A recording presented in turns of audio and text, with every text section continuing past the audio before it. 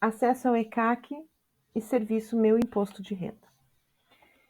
O acesso ao ECAC acontece na página da Receita Federal. Ele pode ser feito tanto nesse menu sanduíche, quanto no próprio íconezinho Portal ECAC.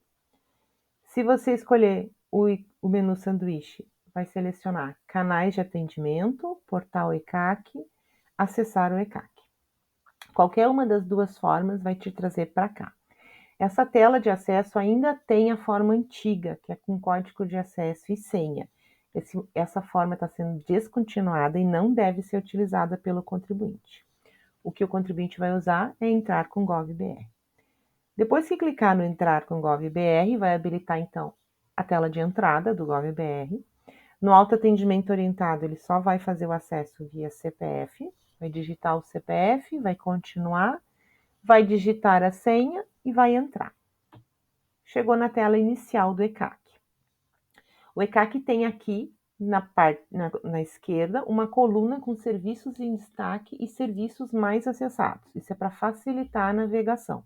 Se o serviço que eu preciso não estiver aqui nessa coluna da esquerda, eu vou navegar nessas abinhas de acordo com o tipo de serviço, ele vai estar em algum desses grupos. No caso, no meu imposto de renda, ele vai estar aqui em declarações e demonstrativos. Dentro de declarações e demonstrativos, eu vou visualizar todos os serviços disponíveis. Se eu precisar consultar rendimento de fonte pagadora, cópia de declaração, se eu for um contribuinte que obrigado ao e-social e precisar acessar o REINF ou a DCTF Web, eu também vou vir aqui. E o serviço que nos interessa, meu imposto de renda. Quando eu clicar no meu imposto de renda, eu vou ser jogada para cá.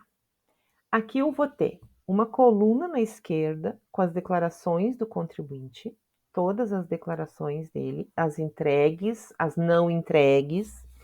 Se eu precisar consultar os anos anteriores, 2017, 2016, eu vou clicar aqui. Eu vou ter na coluna da direita os serviços do imposto de renda, os serviços disponíveis. Mesma coisa, eu vou ter uma relação com 6 serviços aqui. Se eu precisar de um serviço que não está nessa tela, eu vou clicar em ver todos. Vamos falar da situação das declarações.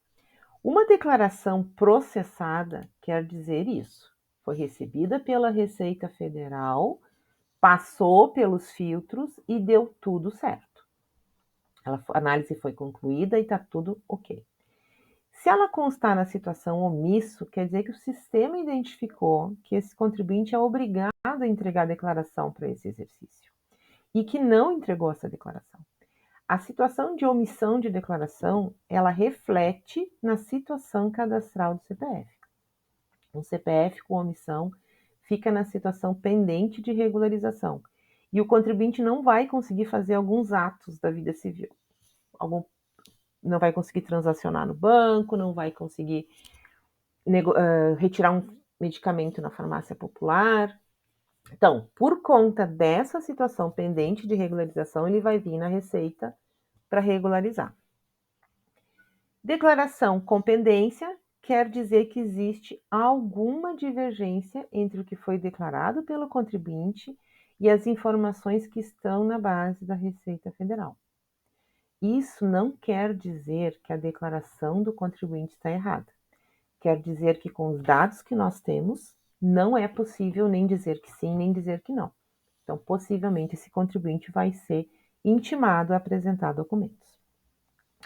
Declaração em processamento, quer dizer que o processamento ainda não foi concluído, pode ser que ela venha a incidir em malha, ou pode ser que ela seja até liberada, mas vai ter que aguardar. Fila de restituição, a declaração foi processada, o resultado é imposto a restituir e está aguardando para entrar nos próximos lotes de restituição. E a declaração que não foi entregue, quer dizer que este contribuinte realmente não entregou, mas o sistema não identificou critério de obrigatoriedade para ele. Ou seja, ele não entregou e não tem problema, tá? Contribuinte está omisso, veio na Receita, a gente vai explicar para ele os motivos dessa omissão. Quando clicar em cima do ano da declaração, vai abrir essa tela com duas opções. preencher declaração ou consultar motivos da omissão. No caso do contribuinte que vem na Receita para saber o que aconteceu, é importante primeiro consultar os motivos da omissão. Por quê? Pode ser que ele tenha incidido num motivo, por exemplo, o rendimento acima do limite legal, mas que o rendimento não seja dele.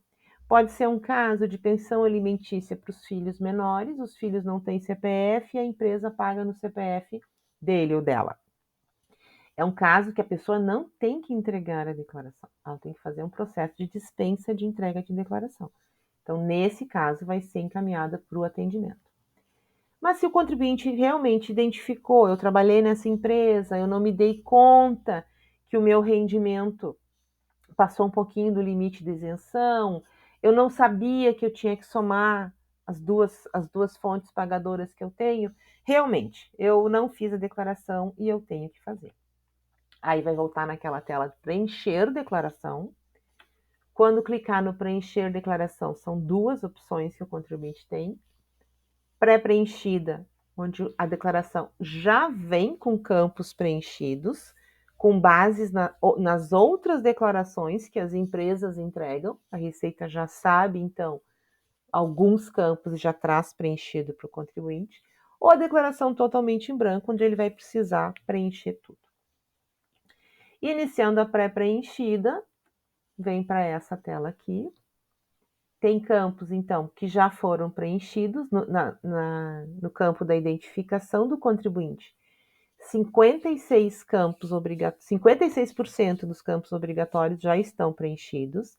Ele vai precisar clicar na identificação e completar os outros campos obrigatórios. Se ele tiver algum dependente que ele queira incluir na declaração, vai clicar aqui, então, nessa fichinha familiares e vai preencher os dados do dependente. Rendimento, esse exemplo já tem 5 rendimentos incluídos, ele vai clicar aqui, identificar se realmente os 5 rendimentos são dele. Se tiver algum que ele sabe que recebeu e não está ali, ele pode incluir.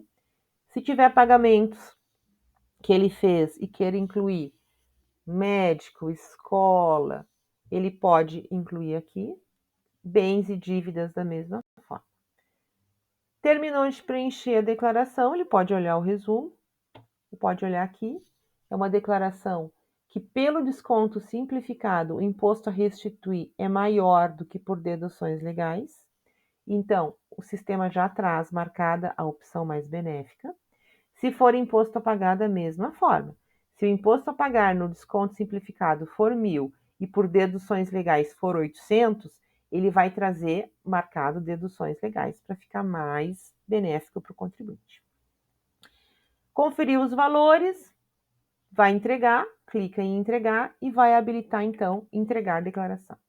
Depois que ele entregar essa declaração, além do recibo, como ela está fora do prazo, vai ser lançado para ele uma multa.